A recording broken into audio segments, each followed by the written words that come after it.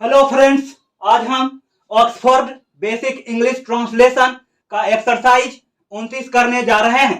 तो चलिए शुरू करते हैं। तो लिखा है choose and fill in the blanks with suitable words. उपयुक्त से रिक्त स्थानों को चुनिए और भरिए। तो प्रश्न को बनाने से पहले हम कुछ इंपॉर्टेंट चीजों के बारे में जान लेते हैं। तो यहाँ पे लिखा है प्रॉपर नाउन अर्थात व्यक्तिवाचक संज्ञा। किसी व्यक्ति, वस्तु, स्थान इत्यादि के खास नाम को प्रॉपर नाउन कहते हैं, जैसे राम, सोहन, इंडिया इटीसी।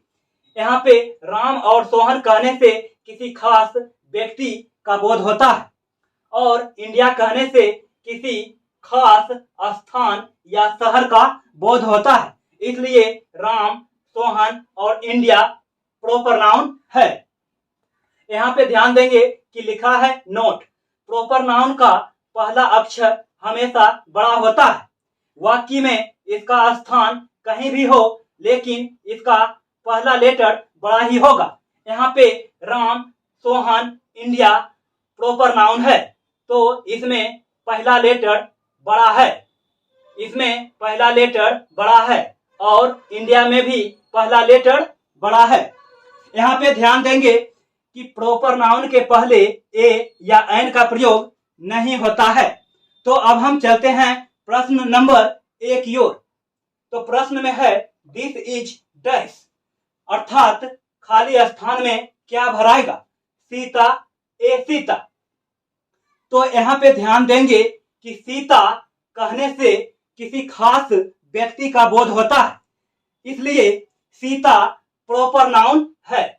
तो हम जानते हैं कि प्रॉपर नाउन के पहले ए या एन का प्रयोग नहीं होता है, तो मेरा आंसर हो जाएगा सीता। तो अब हम चलते हैं प्रश्न बी की ओर। तो प्रश्न को बनाने से पहले हम कुछ इंपॉर्टेंट चीजों के बारे में समझ लेते हैं। सिंगुलर नाउन अर्थात एक वचन, जिनमें केवल एक ही वस्तु को काउंट किया जाता है, उसे सिंगुलर नाउन अर्थात एक वचन कहते हैं। जैसे मान लीजिए आपके पास एक फोन है, तो हम केवल उसी फोन के बारे में बात कर रहे हैं। प्लूरल नाउन अर्थात बहुवचन, जिसमें एक के साथ बहुत सी वस्तुएं मौजूद होती है, उसे प्लूरल नाउन अर्थात बहुवचन कहते हैं। जैसे 5 लड़के, बहुत से लड़के इत्यादि।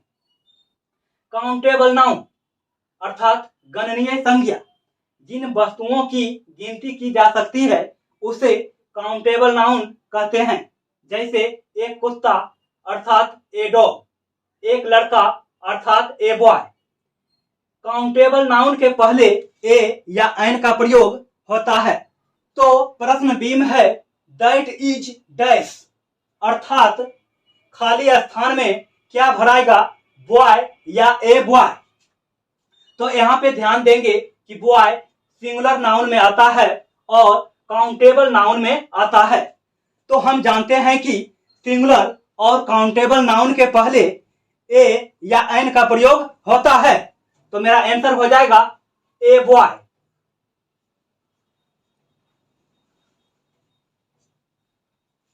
तो अब हम चलते हैं प्रश्न सी की ओर। तो प्रश्न को बनाने से पहले हम कुछ इंपॉर्टेंट चीजों के बारे में समझ लेते हैं। अनकाउंटेबल नाउन अगणनीय संज्ञा, जिन वस्तुओं की गिनती नहीं की जा सकती है, उसे अनकाउंटेबल नाउन अर्थात अगणनीय संज्ञा कहते हैं। जैसे मिल्क, ऑयल।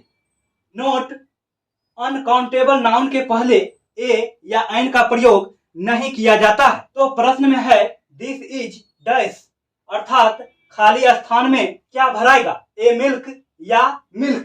तो यहाँ पे ध्यान देंगे कि मिल्क अर्थात दूध अनकाउंटेबल नाउन है, तो अनकाउंटेबल नाउन के पहले ए या एन का प्रयोग नहीं किया जाता है, तो मेरा आंसर हो जाएगा मिल्क।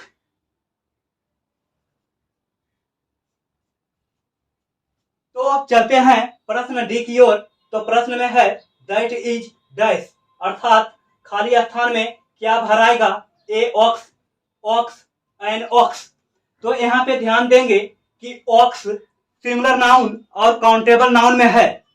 तो हम जानते हैं कि सिंगुलर और काउंटेबल नाउन के पहले ए या एन का प्रयोग किया जाता है, लेकिन यहाँ पे ध्यान देंगे यदि ऑक्स का पहला लेटर यदि कॉन्सोनेंट साउंड है तो ऑक्स के पहले ए का प्रयोग करेंगे। यदि ऑक्स का पहला लेटर वॉवेल साउंड है तो ऑक्स के पहले हम एन का प्रयोग करेंगे। तो यहाँ पे देखते हैं कि ऑक्स का पहला लेटर ओ है जो कि वॉवेल साउंड है, तो ऑक्स के पहले हम एन का प्रयोग करेंगे। तो मेरा आंसर हो जाएगा एन ऑक्स। तो चलते हैं प्रश्न ए की ओर। तो प्रश्न में है दीज आर डैश, अर्थात खाली स्थान में क्या भराएगा, ए गर्ल या गर्ल्स। तो यहाँ पे ध्यान देंगे कि मेरा सब्जेक्ट है दीज जो कि प्लूरल नंबर में है, तो हम कंप्लीमेंट को भी प्लूरल नंबर बना देंगे। तो मेरा आंसर हो जाएगा गर्ल्स।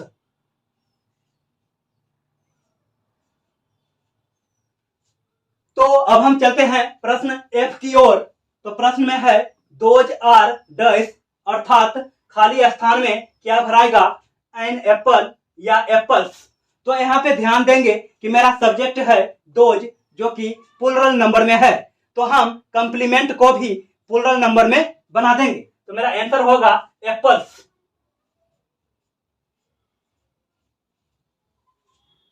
तो अब हम चलते हैं प्रश्न जी की ओर। तो प्रश्न में है दिस डॉग डैश ब्लैक, अर्थात खाली स्थान में क्या भराएगा, इज या आर।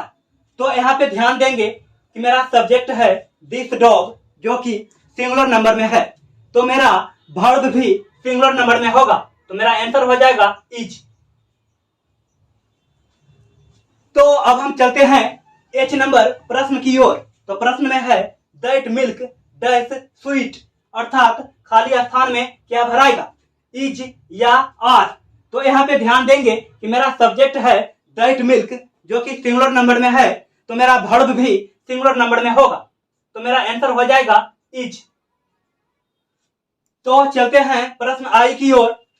तो प्रश्न में है डैश पेन्स आर न्यू, अर्थात खाली स्थान में क्या भराएगा, दिस या दीज।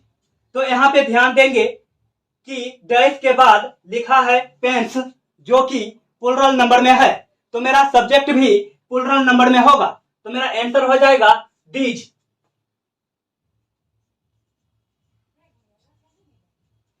तो अब हम चलते हैं प्रश्न जे की ओर। तो प्रश्न में है डैश काउज आर ब्लैक, अर्थात खाली स्थान में क्या भराएगा, दैट या दोज। तो यहाँ पे ध्यान देंगे कि डैश के बाद लिखा है काउज जो कि प्लूरल नंबर में है, तो मेरा सब्जेक्ट भी प्लूरल नंबर में होगा। तो मेरा आंसर हो जाएगा दोज। तो अब हम अगले एक्सरसाइज में मिलेंगे।